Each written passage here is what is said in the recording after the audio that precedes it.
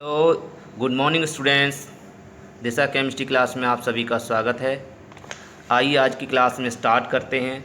देखिए, मैंने आपको पिछले वीडियो में ये आपको 40, 41 और 42 ये क्वेश्चन आपको करा दिए थे, ठीक है। अब 42 के बाद अब आपका क्वेश्चन स्टार्ट होगा 43।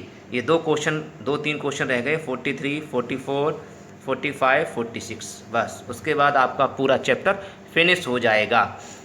ये चैप्टर फिनिश हो जाने के बाद आपको एक विशेष चीज़ कराने वाले हैं, जिसके माध्यम से बच्चों को रिएक्शन करने में से दिक्कत आती है। तो रिएक्शन के लिए हम एक नमूना पेश करेंगे आपके सामने। तो अभी कुछ देर ठहरिए। देखिए, तो सबसे पहले हम स्टार्ट करते हैं 43 क्वेश्चन, ठीक है। तो 43 क्वेश्चन कैसे हल होगा, देखिए उसी टाइप से पिछले वीडियो में जिस तरह से कराया उसी टाइप से देखिए। CR/CR3 प्लस CR2+/CD सेल की ऊर्जा ज्ञात करो। बेटा हो सकता है कि गिब्ज मुक्त ऊर्जा पूछे। अब चूँकि प्रश्न में गिब्ज मुक्त ऊर्जा नहीं लिखा, चूँकि मैंने अपनी तरफ से लिख दिया था इसलिए मैंने इसको काट दिया। प्रश्न में NCERT बुक, ये NCERT का क्वेश्चन है, देखिए NCERT लिख दिया है। NCERT क्वेश्चन में ये सेल की ऊर्जा पूछ रहा है, सेल की ऊर्जा ज्ञात करो। तो आप लोग समझ सकते हैं सेल की ऊर्जा को ही गिब्ज मुक्त ऊर्जा कहते हैं, ठीक है। इसलिए हो सकता है ऊर्जा ज्ञात करो ये इतना ही लिखा है, गिब्ज मुक्त ऊर्जा न लिखा है तो आप समझ लेना ये गिब्ज फ्री एनर्जी दी गई है, ओके। इसमें दिया है E0CR3+/CR बराबर -0.74 वोल्ट और E0CD2+/CD बराबर माइनस, ये आपको दिया गया है, ठीक है। कह रहा है इस सेल का साम्य स्थिरांक Kc की गणना भी कीजिए। मतलब आपको गिब्ज मुक्त ऊर्जा भी ज्ञात करनी है और साम्य स्थिरांक Kc गणना कीजिए, ठीक है। तो इसकी गणना करने के लिए आप क्या करेंगे, इस फॉर्मूलों को देखेंगे। देखिए इसमें फॉर्मूला कहाँ लिखा है, देखिए गिब्ज फ्री एनर्जी कहाँ लिखा है। देखिए मैंने इतने फार्मूले आपको दिखाए, यहाँ कहीं गिब्ज फ्री एनर्जी आपको दिख रहा हो तो बताइए। यहाँ नहीं लिखेगा, क्योंकि हमें पता है हमने कहीं भी आपको न्यूमेरिकल लास्ट में, न्यूमेरिकल स्टार्ट लास्ट में चल रहे हैं तो लास्ट में ही आपका फॉर्मूला होगा। देखिए लास्ट में है ये आपका 10वां, ठीक है। लिखा है साम्यावस्था पर किसी सेल के लिए, साम्यावस्था पर E0 सेल का मान, E0 जो ई सेल होता है उसका मान 0 होता है। तब आपका सूत्र हमने आपको बनाया था E0 सेल बराबर -0.0591/n log base 10 Kc, ठीक है। एक ये फार्मूला बताया था, ठीक है। और दूसरा आपका फार्मूला बताया था, लेकिन ये तो E0 सेल के पदों में, लेकिन गिब्ज फ्री एनर्जी कह रहा है तो गिब्ज फ्री एनर्जी वाला फार्मूला कहाँ है, ये है आपका। वो भी फार्मूला नहीं है बल्कि ये है। तो गिब्ज फ्री एनर्जी को कहते हैं डेल्टा G0। तो आपका फार्मूला ये रहा आपका।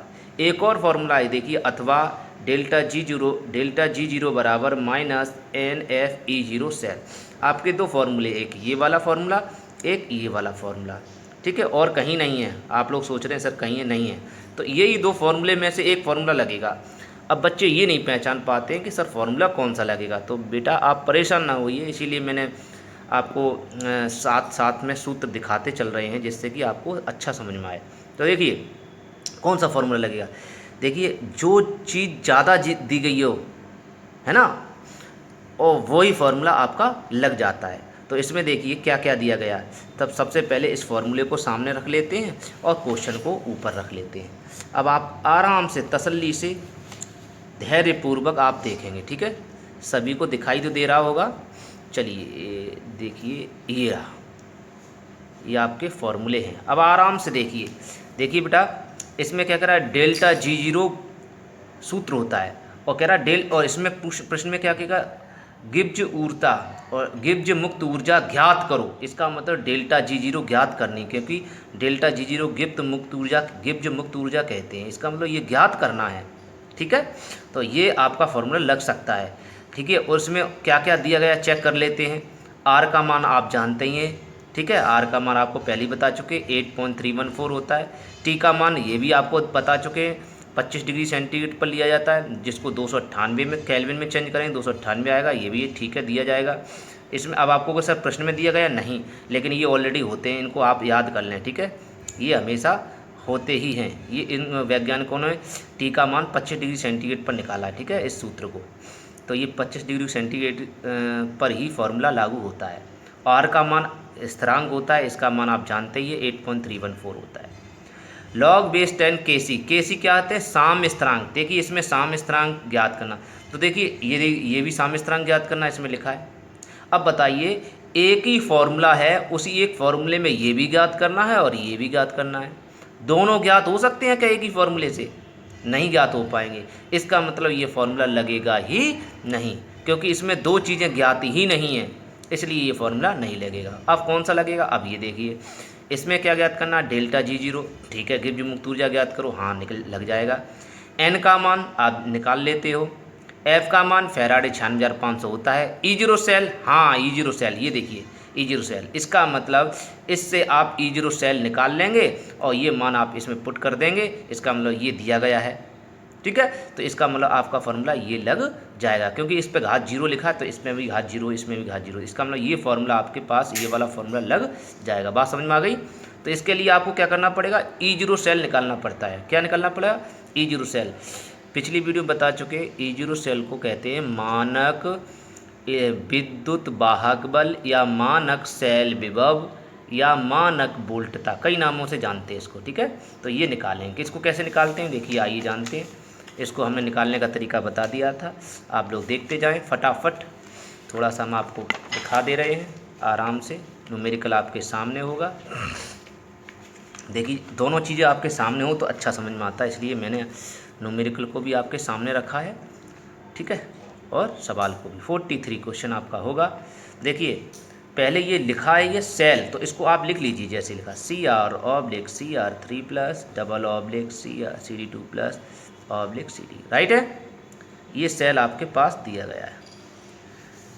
कह रहा है गिब्स ऊर्जा की गणना करो। ऊर्जा तो बाद में ज्ञात करेंगे, पहले हमें क्या ज्ञात करना पड़ेगा, जो दिया गया है। ये तो ज्ञात होगा ही नहीं इतनी जल्दी, क्या आपको E0 सेल निकालना पड़ेगा, तो पहले दिया हुआ लिख लें। क्या क्या दिया है लिख लीजिए, दिया है E0 CR3+ ऑब्लिक CR0.74, ये वाला उतार लो, ये दिया गया है। फिर ये वाला दिया गया, इसको उतार लो, CD2+ ऑब्लिक CD बराबर -0.40। देखिए आपके सामने दोनों सवाल लिख दिए। अब आप जानते हैं, पिछली वीडियो आप देख लेना, पिछली वीडियो में 0 - 0 से कैसे निकलता है। ऐसे फॉर्मूला आपका लगता है E0 सेल निकालना है। E0 सेल को EMF भी बोलते हैं, बराबर E0 कैथोड और -E0 एनोड, सभी लोग जानते हैं। मैं छोटा सा लिख दे रहा हूँ समझने के लिए, वैसे आपको कैथोड यहाँ लिखना नहीं है, ठीक है। यहाँ कैथोड नहीं लिखना, आपको समझना है कैथोड कौन सा होता है, एनोड कौन सा होता है।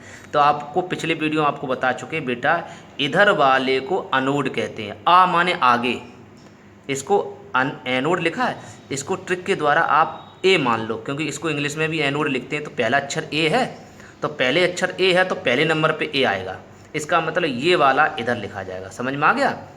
और ये दूसरे नंबर पे है तो दूसरे नंबर पे कैथोड इधर आएगा, सही है बेटा, क्योंकि सी तीसरे नंबर पर आता है, A B C, तो इसका मतलब सी, ये देखिए सी, ऐसे भी समझ सकते हो। तो इसका मतलब है कि आप क्या करेंगे, इधर वाले को किधर लिखा जाता है, इधर, ठीक है, उल्टा लिखा जाता है, इस तरह क्रॉस, ओके, क्रॉस की तरफ लिखा जाता है। इसको लिखा जाता है इधर और इसको लिखा जाता है इधर, समझ में आ गया बेटा। यही चीज़ आप ध्यान करके सीख लीजिए तो आपको समझ में आ जाएगा। ये एनोड होता है, ये आपका कैथोड होता है। तो मैं पिछली वीडियो में बता चुके, आराम से समझ लेना। अभी इस वीडियो में थोड़ा सा कम समझ में आ रहा है, पिछले वीडियो आप देख लेना, सब पूरा डिटेल अच्छी तरह समझाया है। इधर वाला, इधर एनोड क्यों लेते हैं, इधर कैथोड क्यों लेते हैं, पूरा आप वीडियो को क्रम से देखा करें, और क्रम से एक वीडियो के बाद दूसरा, दूसरे के बाद तीसरा, तब आप जब क्रम से देखते जाओगे तो आपको सारा सब कुछ अच्छी तरह समझ में आने लगेगा। अगर बीच में वीडियो देखोगे तो आपको समझ में, कोई भी हो चाहे कितना भी अच्छा टीचर हो, अगर वीडियो उसके बीच में से देखते हो तो आपको दिक्कत आ सकती है। लेकिन फिर भी कोशिश मैं पूरी कर रहा हूँ कि आपको दिक्कत ना आए, ठीक है। तो कैथोड माइनस एनोड, मैंने आपको ट्रिक बता दी। देखिए ए फॉर पहला अक्षर, ए फॉर 1, और 1 पे पहले नंबर पे कौन है, ये, तो इसका मतलब इधर लिखेंगे, ठीक है। तो ये फार्मूला आपको, इस फार्मूले को इस रूप में नहीं लिखेंगे, कोई छात्र इस रूप में नहीं लिखेगा, फिर किस रूप में लिखेगा, ऐसे लिखेगा। मैंने समझाने के लिए इसको लिखता हूँ, ये रफ वर्क है एक तरह का। आप लिखेंगे ऐसे E0 माइनस E0 कैथोड, तो कैथोड पे कौन हो गया, ये वाला कैथोड हो गया। तो आप ये वाला उतार के लिखेंगे, उतार लो ये CD2+, पहले देखिए CD2+ है, ऑब्लिक CD ऐसे उतार लेंगे, फिर इसको उतारेंगे इसमें, लेकिन इसमें ऐसे नहीं उतारते बेटा, ठीक है। इसमें मैंने पिछली वीडियो में बताया, इसमें उल्टा करते हैं, ठीक है। मतलब जिसके ऊपर आवेश ज़्यादा है, जिसके सर पे बाल ज़्यादा है उसको ऊपर, और जिस जो गंजा है उसको नीचे लिखते हैं, ठीक है। मतलब जिस पर आवेश चार्ज जाता है, जो चार्ज है वो ज़्यादा है उसको ऊपर, जिसका चार्ज कम है उसको नीचे लिखते हैं, ठीक है। ऐसे लिखा जाता है। अब समझ में आ गया फॉर्मूला कैसे लगाते हैं। हाँ, तो अब आएगा, तो अब सीधा सीधा आप क्या करेंगे, और नहीं तो आपको फिर भी अगर कोई दिक्कत आती है, अगर ये भी फार्मूला लगाने में प्रॉब्लम आ रही है, तो आप फार्मूला लगाना ये बिल्कुल सब भूल जाइए। देखिए मैं ट्रिक बता रहा हूँ, एक और गजब की ट्रिक, ज़रा गौर करिए। देखिए ट्रिक क्या है, सबसे बढ़िया। आप लोग ये तो सभी स्टूडेंट जानते हैं कि बेटा ज़्यादा में से कम घटाते हैं। देखिए घटाने का घटाना ही है, तो इसका मतलब इधर ज़्यादा होना चाहिए, इधर कम होना चाहिए, तभी तो घटेगा। हाँ, तो ये ज़्यादा मान होना चाहिए। अब देख लीजिए इन दोनों में मान किसका ज़्यादा, देख लीजिए ट्रिक देखिए, ये वाला ज़्यादा है या ये वाला ज़्यादा जाता है। देखो आराम से देखो बेटा, ये ज़्यादा है ये कम है। कैसे? माइनस में संख्या जितनी कम होती है वही ज़्यादा कहलाती है। इतना मैथ वाले सभी बताते हैं, सभी मैथ के टीचर बताते हैं जितनी संख्या माइनस में होती है वो सबसे ज़्यादा होती है, और माइनस में जितनी ज़्यादा लिखी है वो संख्या कम होती है। तो इसका मतलब ये कम लिखी है, ठीक है। तो इसलिए ये मान ज़्यादा, तो इसमें से ये घटाएंगे। अब आपको समझ में आ गया। तो इसमें ये कौन है, CD2 प्लस माइनस CR। तो देखो CD2 प्लस माइनस CR, अब तो समझ में आ गया है ना। कमाल, बहुत आसान है केमिस्ट्री को सीखना, अगर आप ध्यान दें, ट्रिक से सीखें। लेकिन अगर आप ट्रिक से नहीं सीखेंगे तो रिएक्शन, आपको केमिस्ट्री की रिएक्शन थ्योरी न्यूमेरिकल सभी कठिन लगेंगे। तो चलिए स्टार्ट कर, इसका मान रख देते हैं, इसका मान पुट करते हैं। ये रहा इसका मान -0.40 माइनस, अब इसका मान देखिए, इसका मान CR का मान ये रहा माइनस, देखिए -0.74। तो ज़्यादा माइनस कम है ना, अब आप भूलोगे भी नहीं। तो इसको घटाएंगे, ये माइनस माइनस प्लस हो जाएगा, -0.40 माइनस माइनस हो जाएगा प्लस 0.7। इसका मतलब जुड़ने की बजाय, घटने की बजाय आपको जुड़ जाएगा। तो ये प्लस का, ये माइनस का, तो इसमें घटाएंगे तो ये प्लस का बचेगा। इतना तो बेटा घटाना आपको सीखना पड़ेगा। बोल्ट मात्रक होता है बोल्ट। तो आपके सामने E0 सेल का मान आ चुका है, ठीक है। किसी कोई प्रॉब्लम हो तो मुझे कमेंट करके बताइए। तो 0.34 वोल्ट आपका एक आंसर आ चुका है, ठीक है। अब क्या करेंगे, अब कुछ नहीं करेंगे, अब आप फार्मूला लगा सकते हैं। देखिए E0 सेल आ गया, अब आपके पास फार्मूला लग जाएगा। देखिए E0 सेल है तो आपके पास NF, आपको सर N नहीं है, F नहीं है, मैं आपको पिछली वीडियो बता चुका हूँ। F का मान 96,500 होता है। देखिए ये सूत्र में ही लिखा है, ये आप याद कर लीजिए, देख ला। F का मान 96,500 होता है। N का मान कैसे निकाले, इलेक्ट्रोड में मुक्त हुए पदार्थों की संख्या। R का मान 8.314 होता है, ठीक है। हाँ, इसका इतना मान लगाएंगे, ठीक है। चलिए आगे बढ़ें, ठीक है। अब मैं आगे बढ़ता हूँ उसके लिए। तो आपका फॉर्मूला ये लगेगा, ठीक। पहले तो आपका फॉर्मूला हम जानते हैं क्या है, गिब्ज मुक्त ऊर्जा डेल्टा G0। बहुत से लोग R से ही व्यक्त करते हैं, डेल्टा R G0, कोई दिक्कत नहीं है। ये मानक बोलते हैं, देखिए क्या बोलते हैं, मानक, क्योंकि इसमें 0 लगा तो मानक लगाएंगे। मानक पर ये फार्मूला लागू होता है, ठीक है, स्टैंडर्ड पर। तो क्या होता है फार्मूला, -NF सेल। अब आप लोगों की एक समस्या आ रही होगी कि सर हम N का मान कैसे लगाएंगे, F का मान कैसे लगाएंगे, E0 सेल का मान तो ये लगा देंगे। तो N का मान बेटा कैसे निकलता है, इसके लिए आपको रिएक्शन लिखनी पड़ती है। क्या लिखनी पड़ती है, रिएक्शन। अगर आप चाहते हैं तो इसको रिएक्शन में कन्वर्ट कर लेंगे। किसको, इसको रिएक्शन में कन्वर्ट करेंगे, ठीक है, अगर चाहें तो। लेकिन चूँकि किसी भी न्यूमेरिकल में कोई भी सॉल्व कराता है तो उसको रिएक्शन में रिएक्शन में कन्वर्ट नहीं करता है। रिएक्शन में करोगे तो टाइम ख़राब होगा। इसके लिए ट्रिक क्या है, मैंने बताया था, अगर ये दोनों आवेश समान हैं, देखिए आवेश समान है, अगर ये दोनों आवेश समान हैं तो वही आपका N कहलाता है। तो N का मान यहाँ +2, अगर ये दोनों +2 होता तो N का मान 2 होता। यहाँ +3 या +3 होता तो N का मान 3 होता। अब ये 3 और ये 2 समान नहीं है तो क्या करते हैं, इन दोनों का तिरछा गुणा करते हैं ऐसे N निकालने के लिए। अर्थात 2 का गुणा 3 में और 3 का गुणा 2 में। अगर 2 का गुणा हम 3 में कर दें कितना आ जाएगा 6, बिल्कुल सही। और 3 का गुणा अगर 2 में कर दें तो कितना हो जाएगा 6। इसका मतलब दोनों बराबर हो जाएंगे। ठीक है, चलो मैं इसको सिखाता हूँ कैसे हो जाते हैं। चलिए ये आप लिखना, ये ऑप्शन है, आप ये लिख रिएक्शन में लिखने जा रहा हूँ, लिखना चाहो तो लिखो, नहीं लिखना चाहो तो नहीं लिखो। किसी भी बुक में ये हल करके रिएक्शन लिखी नहीं है, आप चाहें तो लिखें, ना चाहें तो ना लिखें। चलो मैं यहीं रिएक्शन लिख देता हूँ कि सेल अभिक्रिया। देखिए कैसे लिखते हैं। सबसे पहले लिखने का तरीका बहुत आसान है बेटा, बड़े आराम से देखिए गौर करके। सबसे पहले कौन लिखा है, जैसा लिखा वैसे लिखते जाइए। सबसे पहले लिखा है CR, तो आप CR लिख दीजिए, समझ में आ रहा है। फिर इधर लिखा है CR, तो आप इसको CR को इस साइड में लिखेंगे। इधर CR3+ है तो CR3+ को आप इस साइड लिखेंगे, तो आप लिखेंगे इस साइड में CR3+। तो CR को आप इधर लिखेंगे, CR3+ को इधर लिखेंगे। देखिए दोनों अलग अलग है। ऐसे ही इसमें इन दोनों में क्या करेंगे, CD2+ इस साइड में लिखेंगे और CD को उस साइड में लिखेंगे। ये इस साइड में, ये उस साइड में, तो ये इस साइड में लिखेंगे CD2+ और ये CD उस साइड में लिखेंगे, तो यहाँ आ जाएगा CD+। समझ में आ गया। अब इसके आगे तीर लगा देंगे। ठीक, मतलब ये वाला जो डबल का निशान है वो तीर को व्यक्त करता है, ऐसे तीर लगाएंगे। आगे समझ में रिएक्शन, कैसी रिएक्शन को लिखा जाता है। इसका मतलब ये इसका पार्ट इन दोनों में, इसका पार्ट इधर वाला इन दोनों में, इसका पार्ट इधर वाला, इन दोनों को आपस में जोड़ देते हैं। और ये उस साइड में, ये उस साइड में, इन दोनों को आपस में जोड़ देते हैं, उस साइड में लिखते हैं। देखिए दोनों को CR3+, देखिए CR3+, CD सॉरी लिख दिया। तो ऐसे रिएक्शन को लिख देते हैं। अब देखिए इसमें आवेश चार्ज, मैंने आपको पिछले वीडियो में कई सारे वीडियो बताए हैं, आपको चार्ज बराबर करना पड़ता है RHS में और LHS में। जितना चार्ज इस साइड में उतना ही चार्ज इस साइड में होना चाहिए, तभी रिएक्शन सही मानी जाती है, वरना गलत। तो देखें इसके ऊपर आवेश कितना 0, इसके ऊपर आवेश कितना CR के ऊपर आवेश कितना है 0, इसके ऊपर आवेश कितना 3। तो इसका मतलब है इसमें 3+ हुए है ना। इसका आवेश 2 है, इसके आवेश 0 है। इसका मतलब इन दोनों को जोड़ लिया करो आप, है ना।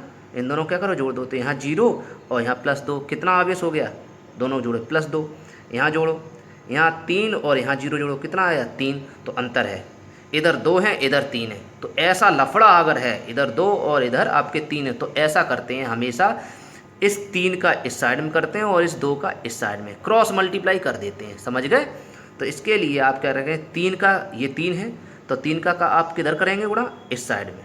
ठीक है, समझ में आ रहा है। तो 3 का आप यहाँ कर देंगे।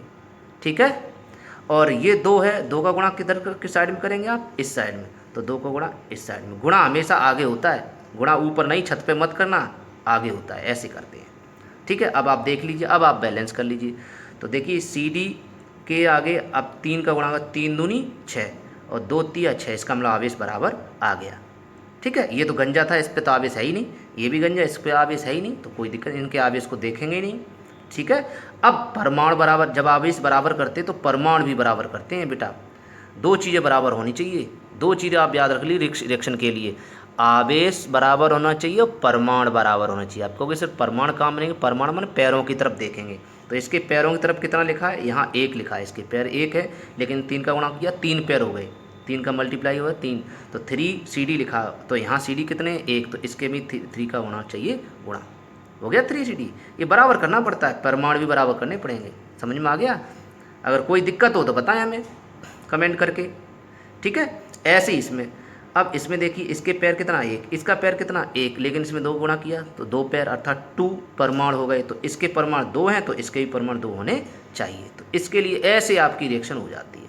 अब आपको रिएक्शन समझ में आ गई होगी और उम्मीद करते हैं आपको रिएक्शन पूरी समझ में आ गई। और फिर भी कोई दिक्कत है, आप बिल्कुल घबराएं नहीं, परेशान नहीं हुई, आपको रिएक्शन एक एक रिएक्शन आपको करना सिखा ही देंगे, रिएक्शन कैसे होती हैं। ठीक है, तो अब आप देखिए इसमें चार्ज, अब इसमें अब कोई भी एक रिएक्शन ले लो। इसमें हमने बताया था n का मान निकालने के लिए अर्धक्रिया लिखते हैं, चाहे ये वाली ले लो, इसके साथ CR ले लो, है ना, चाहे ये वाला इसके साथ ले लो, क्योंकि CD को CD के साथ लेना पड़ेगा, CR को CR के साथ लेना पड़ेगा, तो आप ले लो।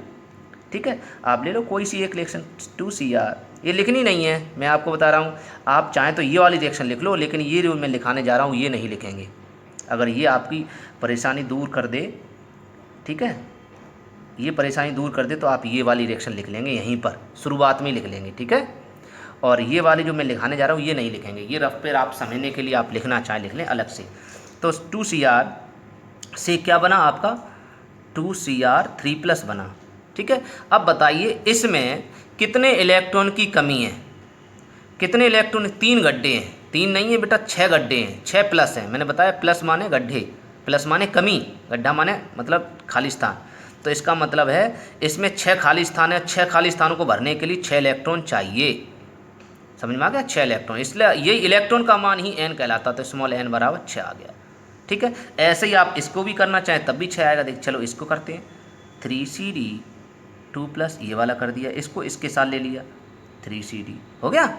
अब इसमें देख लीजिए, इसमें भी सेम ऐसे ही, इसमें किधर गड्ढे हैं, इस साइड में, ये इधर तो एक भी गड्ढा नहीं है, मतलब इसमें एक भी इलेक्ट्रॉन की कमी नहीं है, इसमें इलेक्ट्रॉन की 2 की कमी है ना, +2, लेकिन इसमें 3 का गुणा करेंगे तो 3 + 6 की कमी हो जाएगी, +6 गड्ढे हो जाएंगे, अर्थात 6 गड्ढों भरने के लिए इसमें भी 6 इलेक्ट्रॉन जोड़ने पड़ेंगे। इसका मतलब ये भी n का मान 6 आया, तो इधर भी n का मान 6, तो इधर की मान, इसीलिए दोनों में से कोई एक अर्ध अपक्रिया अपने मन में कर लेते हैं, ठीक है, दोनों में से कोई एक अपक्रिया अपने मन में कर लेते हैं और n का मान निकाल लेते हैं, समझ में आ गया।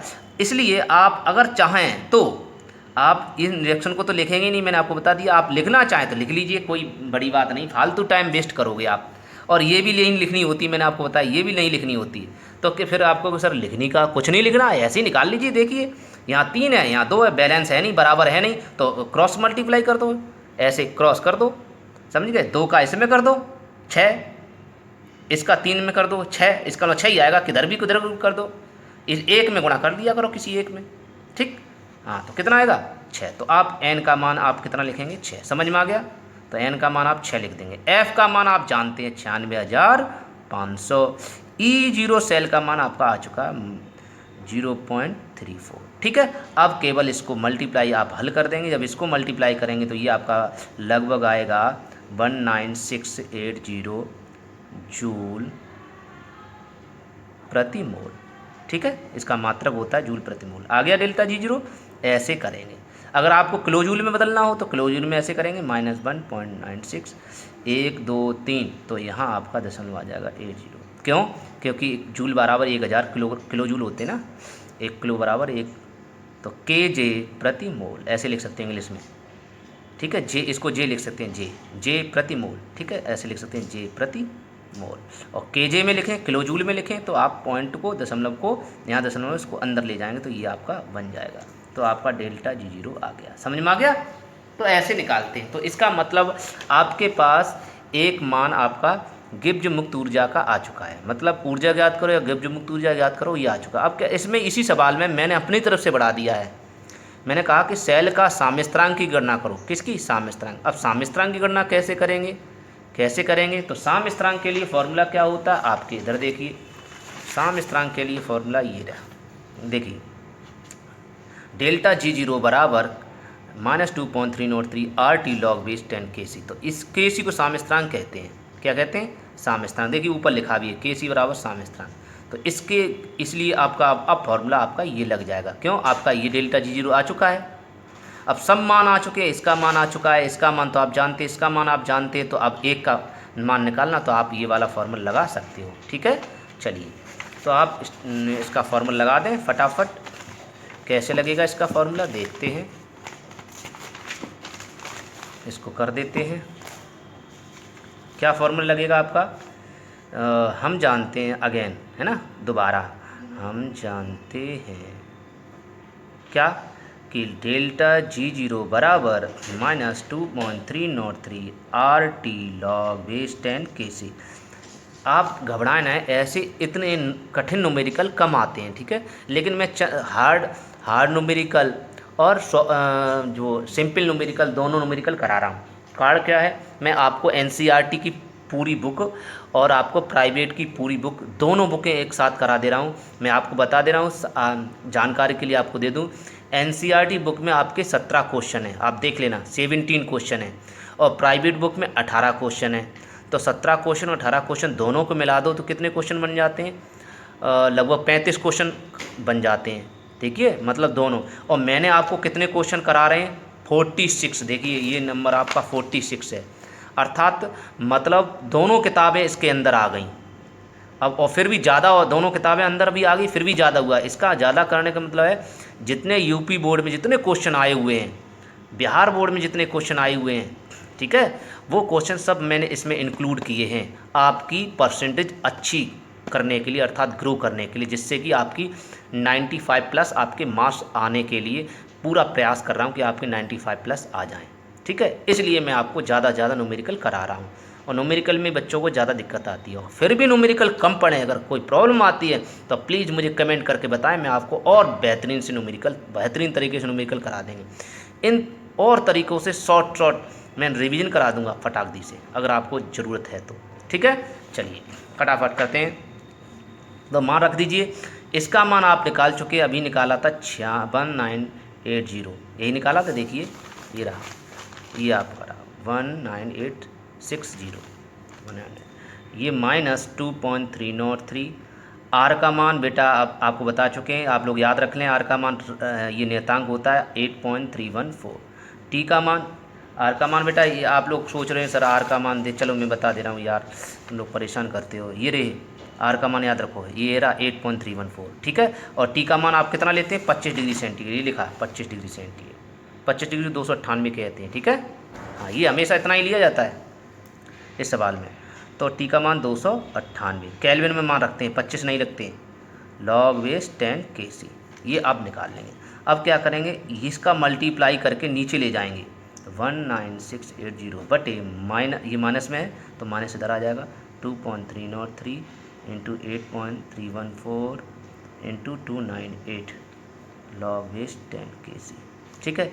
इसका जब हल करेंगे तो ये आंसर लगभग आ जाएगा, ये हो जाएगा लगभग 300, ये इसको 300 मान लीजिए, और आरती 24, मतलब 24 27 लगभग 27 27, और इसका मल्टीप्लाई करेंगे ये, हाँ आपको मैंने इसका शायद मल्टीप्लाई आपको बताया भी था, ये समथिंग आपका आ जाएगा, और इसका भाग देंगे तो ये लगभग 34.50 समथिंग 51-80 इस तरह से लगभग आ जाए, अब देख लेना हल करके, ठीक है, इतना लगभग आ जाएगा।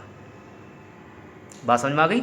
हाँ, तो अब आपको केसी निकालना है। आप सभी जानते हो अगर कोई संख्या लॉग में लिखी हुई है तो केसी निकालना संभव नहीं, किसी में ताकत नहीं कि केसी इतनी आसानी से निकाला जा सके। तो कैसे करेंगे, तो आपको एंटी लॉग लेना पड़ेगा। क्या लगाना पड़ेगा, एंटी।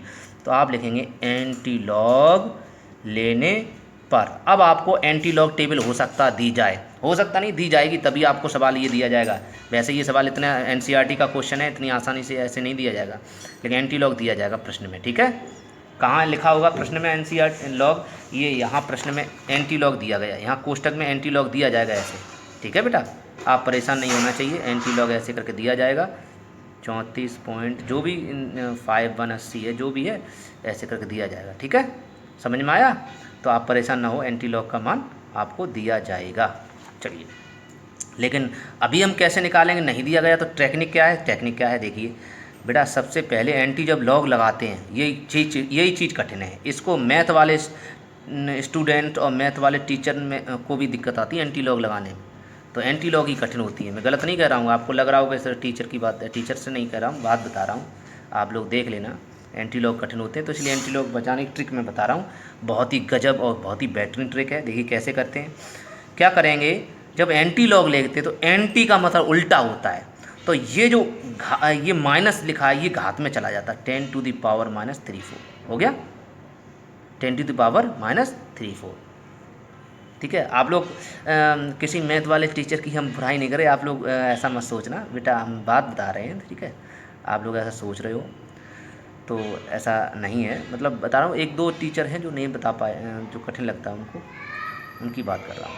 तो ये 10 टू द पावर -34, ठीक है, इसको निकालेंगे तो ये 10 पे घात -34 हो जाएगा। अब इसका लॉग हम कैसे निकालेंगे, एंटी लॉग कैसे निकालेंगे, एंटी लॉग इसका एंटी लॉग हो जाएगा, क्योंकि log 3 का मान आप जानते हो, log 3 मैं यहाँ थोड़ा समझा दे रहा हूँ, देखिए सबके मान लिख दे रहा हूँ। log 1 का मान होता है 0, ठीक है, और log 2 का मान होता है log 2 का मान 3010, ठीक है। अच्छा, और log 3 का मान होता है 0.4771, log 4 का मान होता है 0.6020, log 5 का मान होता है, आपको समझ में आएगा 0.7890। बेटा समझ में आ रहा है? ये मान याद कर लीजिए तो बेटर रहेगा, सब लोग लिख लें, ये मान बहुत अच्छा रहेगा। log 5 तक लिख लीजिए, log 6 की ज़रूरत नहीं पड़ेगी, इतने मान याद होने चाहिए। अब देखिए ये 47, ये देखिए यहाँ 5 1 है, तो इसका मतलब है 47 से थोड़ा ज़्यादा है, इसका मतलब 3 से ज़्यादा है, इसका मतलब ये 5 1 जो है वो 3 से ज़्यादा, तो 3 पॉइंट से ज़्यादा आएगा, है ना। और यहाँ जाते हैं तो log 4 पहुँच जाते हैं तो 6 हो जाता है, 6 तो है नहीं इसमें, 60 है नहीं, इसमें 51 है, तो इसका मतलब ये इसके 3 से कुछ ज़्यादा होगा, 4 से कम होगा, तो 3.2 समथिंग मान लिया, 3.1 मान लीजिए, ठीक है, लगभग में निकाल लीजिए, 3 इसका मान आ गया 3.2 गुणा 10⁻⁻34, और ये घात हमेशा आ जाते। अब एंटी लॉग जब लगाते तो ये लॉग हट जाता आपका केसी, तो आपका आंसर ऐसे आ जाता है। समझ में आ गया? कितना आसान है कि सर आप कह रहे होंगे सर ये दोबारा समझाइए, कोई बात नहीं, मैं दोबारा बता दूंगा।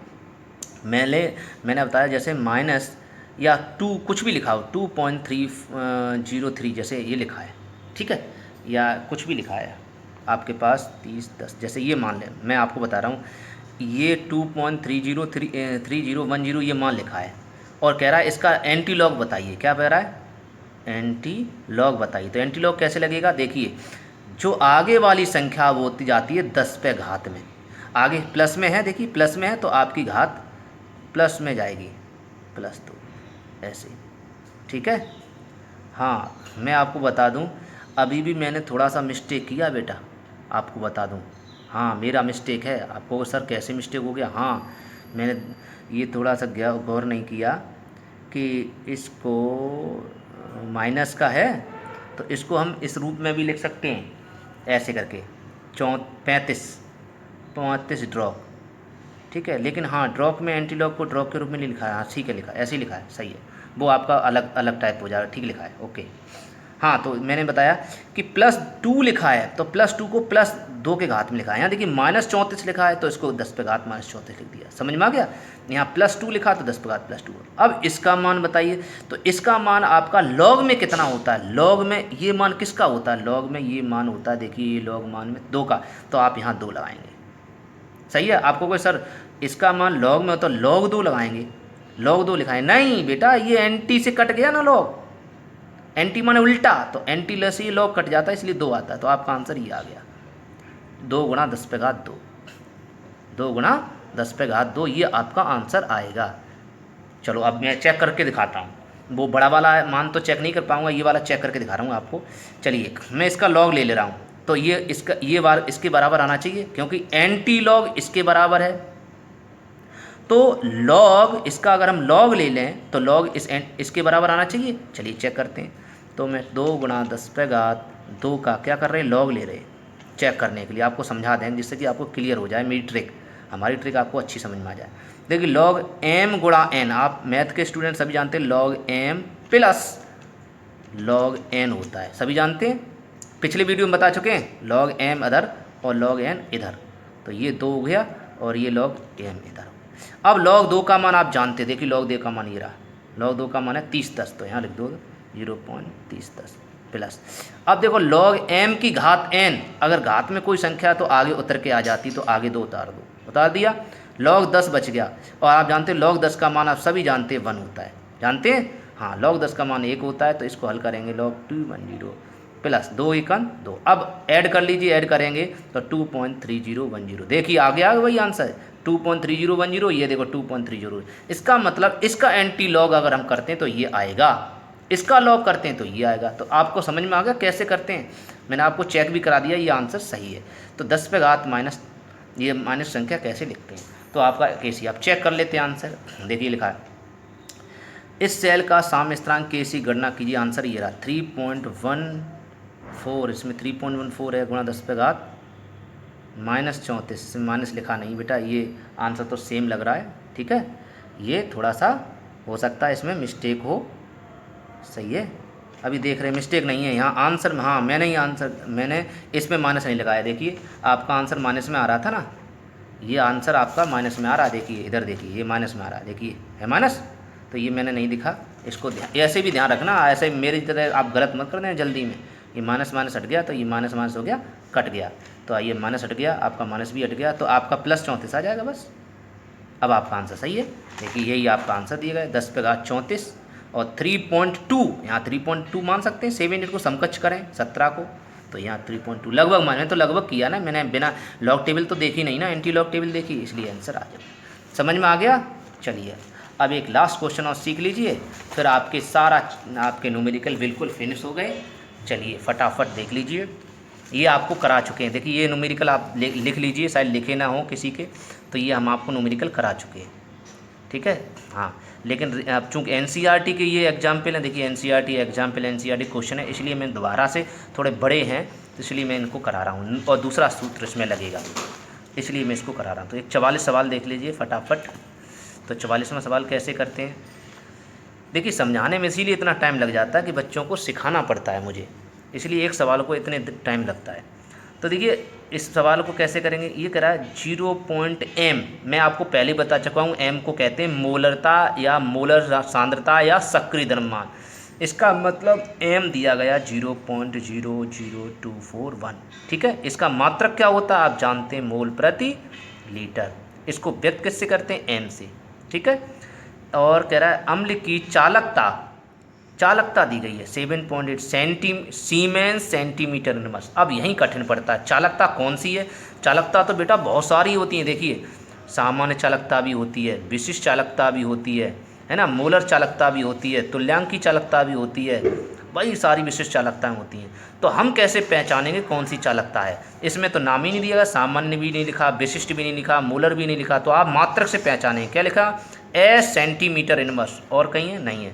तो एस सेंटीमीटर इनवर्स मात्रक किसका है, देखिए ये लिखा एस सेंटीमीटर इनवर्स मात्रक किसका है, ये मात्रक है कप्पा का। तो इसको कप्पा से व्यक्त करते हैं, विशिष्ट चालकता दी गई, इसका मतलब आप लिखेंगे कप्पा के से व्यक्त करते हैं, तो के बराबर आपका है 7.896 इंटू 10⁻⁵। समझ में आ गया। चलिए अब कह रहा है इसकी मोलर चालकता, अब मोलर चालकता पूछेगी तो मोलर चालकता फॉर्मूला ये रहा, और फॉर्मूला होता ही नहीं, तो मोलर चालकता कौन है, बराबर कप्पा इंटू 1000 बटे कैपिटल M, तो ये आप फॉर्मूला लगा देंगे। तो मोलर चालकता जल्दी जल्दी कर लो, मोलर चालकता कौन M बराबर कप्पा इंटू 1000 बटे कैपिटल M। करिए कप्पा का मान ये आपका 7.896 गुणा 10⁻⁵ इंटू 1000। अब मैं शॉर्ट कर रहा हूँ न्यूमेरिकल को, ठीक है। आप ये कैलकुलेशन आप घर पे कर लेना, क्योंकि ऐसे टाइम लग जाता है, पिछली वीडियो में बहुत टाइम लगा था, इसलिए मैं डायरेक्ट कर रहा हूँ, ठीक है। अब बात समझ में आ गया।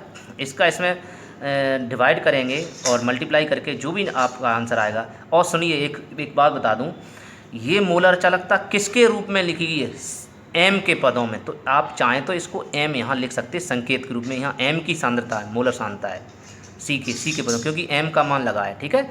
इसको हम m को c से, आपकी फर्स्ट ईयर क्लास आप पढ़ेंगे, जब फर्स्ट ईयर क्लास में इसको सक्रिय द्रव्यमान से व्यक्त करते हैं, सक्रिय द्रव्यमान को c से व्यक्त करते हैं, किससे व्यक्त करते हैं, c से भी व्यक्त करते हैं, ठीक है। और बड़े कोष्ठक, ऐसा बड़ा कोष्ठक भी लगा सकते हैं, तो इसलिए तीनों से व्यक्त करते हैं m c या, तो आप चाहो तो इसको c भी लिख सकते हैं यहाँ भी, ठीक है, ऐसे c लिख सकते हैं। तो इसको c मान लेते, समझ में आ जाएगा, अच्छा ठीक है, न्यूमेरिकल करने में आसानी हो जाएगी। तो अब इसको मल्टीप्लाई करके हल कर लीजिए। इसका मल्टीप्लाई जब हल करेंगे तो देखिए 1 2 3 और 1 2 3 4 5, तो अभी नहीं कटेगा, तो 1 2 0 और बढ़ा लीजिए, 1 2 3 4 5, अब बराबर हो गया, अब हट गया। अब आपके पास क्या बचा, 7 8 9 6, और ये 1 2 3 4 5, इसको कर दीजिए, ये 5 और प्लस 5 कट गया। ये मल्टीप्लाई बेटा कैलकुलेशन करना सीखें, अगर कोई कैलकुलेशन करने में सीखने में दिक्कत आती है तो मुझे कमेंट करके बताएं, ठीक है। मैं जल्दी कर रहा हूँ क्योंकि समय नहीं होता और इसमें टाइम वीडियो बहुत बड़ा हो जाता है, आपको भी दिक्कत आती है।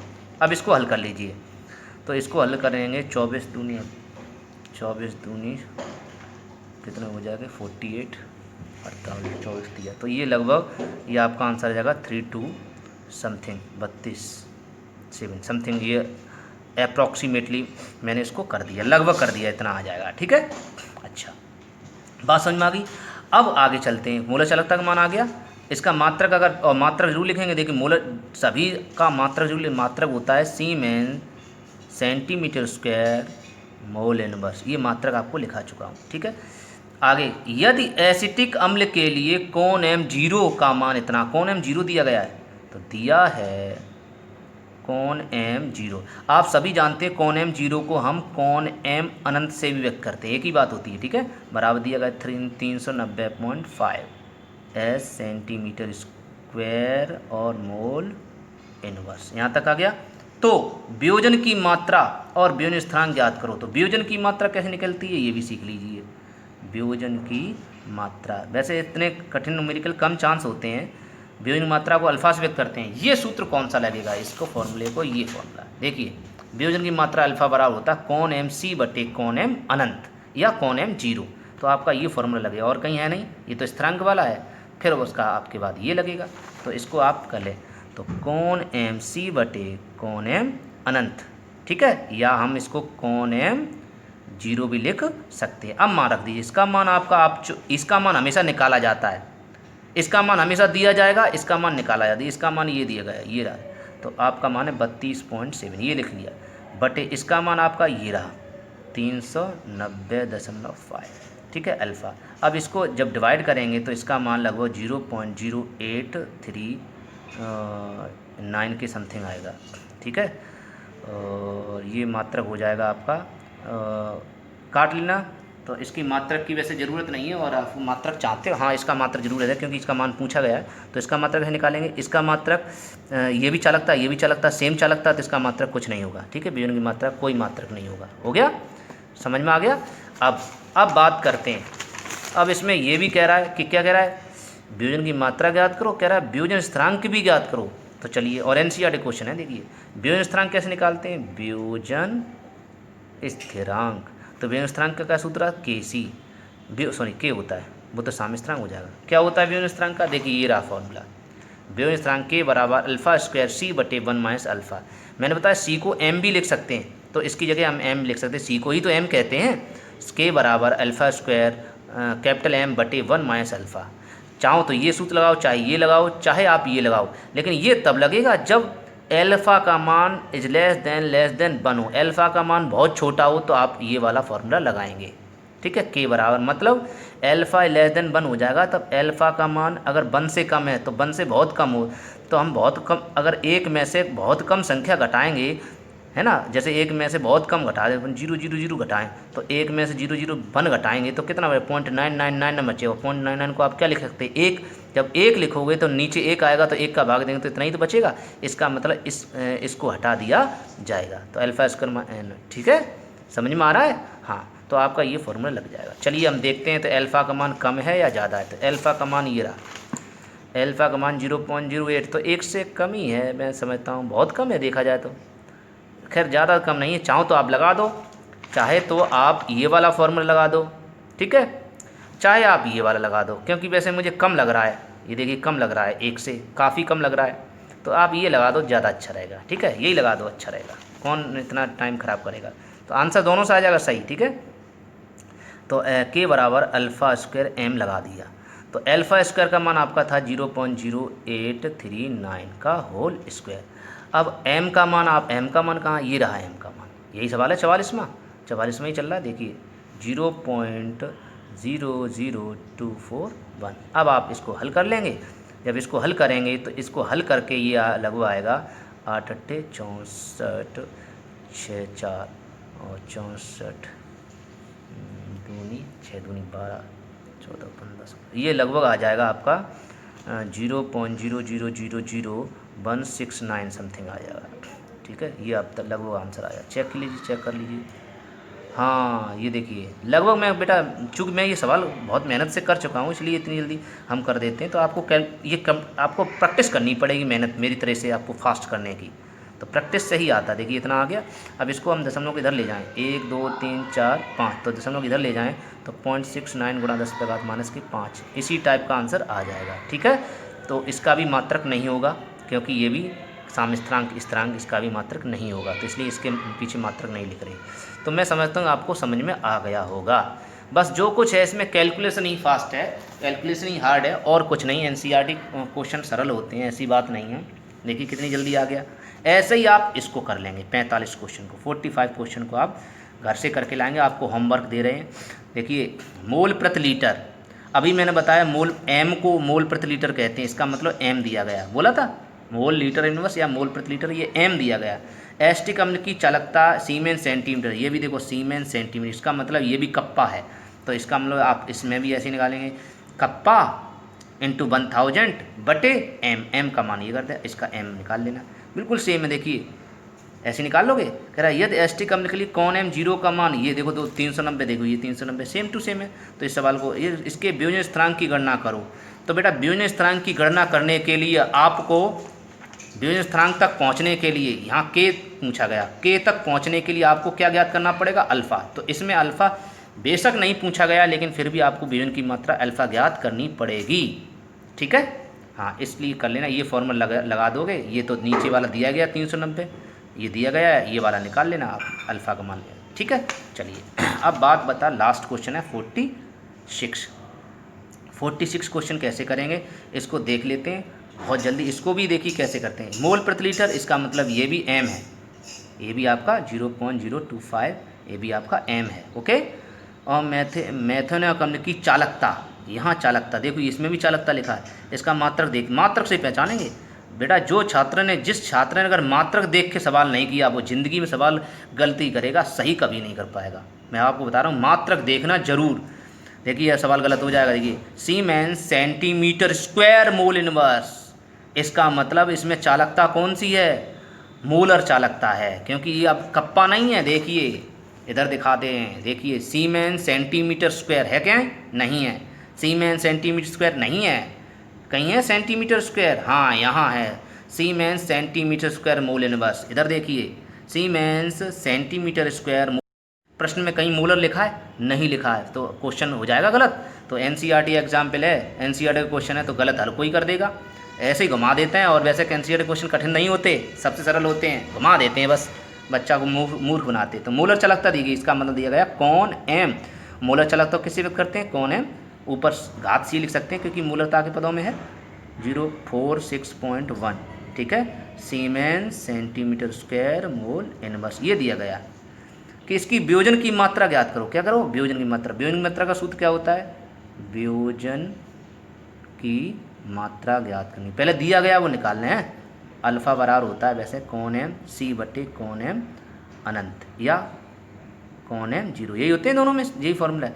तो आपके पास ये आपके पास है, ठीक है। अब ये और होना चाहिए आपके पास, चेक करो ये है क्या, घात जीरो कहीं है, घात जीरो नहीं है बेटा।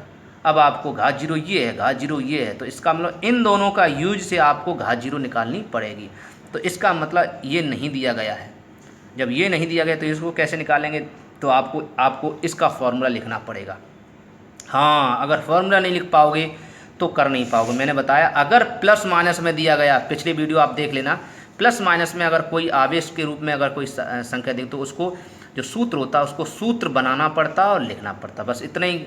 इसीलिए थोड़ा सा हार्ड हो गया सवाल, और कोई हार्ड नहीं है। तो इसको हम करते हैं, मेथेनॉइक अम्ल का सूत्र था HCOOH, इसको कहते हैं मेथेनॉइक अम्ल।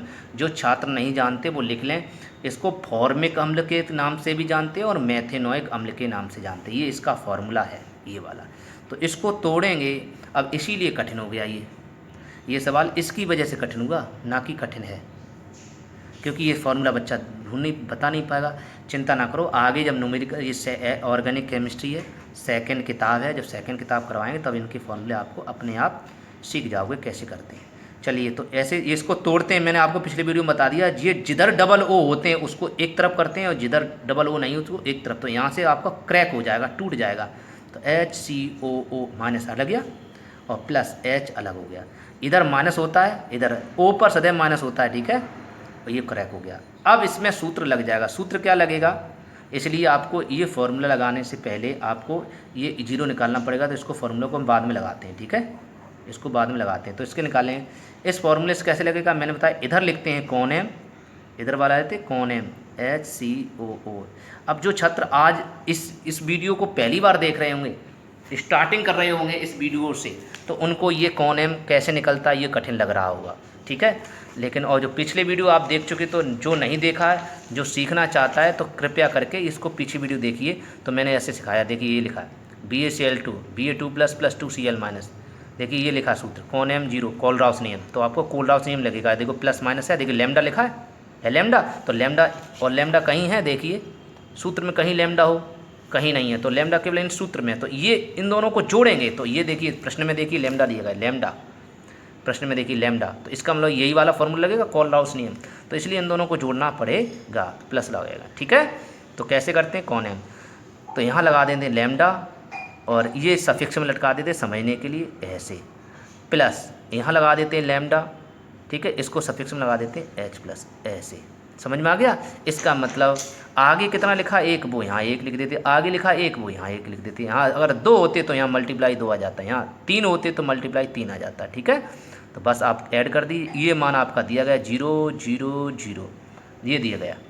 देखिए H प्लस का मान है 349.6, तो H प्लस की जगह आप लिखेंगे 349.6 है, सॉरी, और ये रहा lambda H C double minus का, ये मान इधर रखेंगे, ये रहा इस वाले का 54.6। अब इनको ऐड कर लेते हैं और इनको ऐड लगभग करेंगे तो ये मान लगभग कितना आएगा, ऐड कर लो, ये 6 2 हो गए, ये 6 दूनी 12 और 9